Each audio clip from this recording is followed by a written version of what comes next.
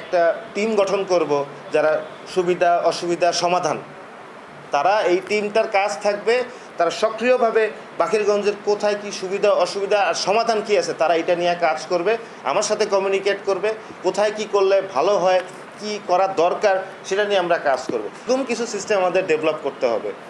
এছাড়া মানে যে আপনি এখানে সারাদিন বসে থাকলেও আসলে কাজ করা সম্ভব না যে সিস্টেম ডেভেলপ না করা যায়। আর আমার মূল লক্ষ্যটাই হলো প্রত্যেকটা জায়গায় আমরা সিস্টেম ডেভেলপ করব।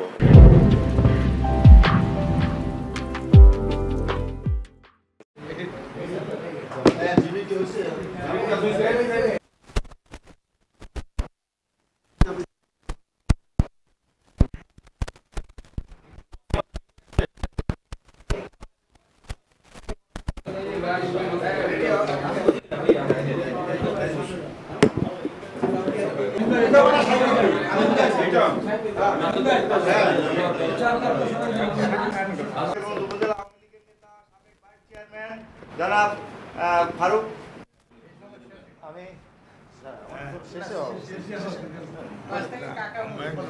নবনির্বাচিত বিপুল ভোটে নবনির্বাচিত চেয়ারম্যান জনাব রাজীব আহমেদ তালুকদার, উপস্থিত আছেন আমাদের নলুয়াইনের রফিকুল ইসলাম সবুজ ভাই, উপস্থিত আমাদের শিক্ষক সমিতির কেন্দ্রীয় কমিটির সাধারণ সম্পাদক। সেটি উপজেলায় জি, আমরা প্রায় দেখি যে উপজেলা পরিষদে এই যে এই দায়িত্বহীনের জায়গাতে আমরা করার কিছু নাই, সেই জায়গাটিকে আপনাকে আমরা পাবো। আর এখানে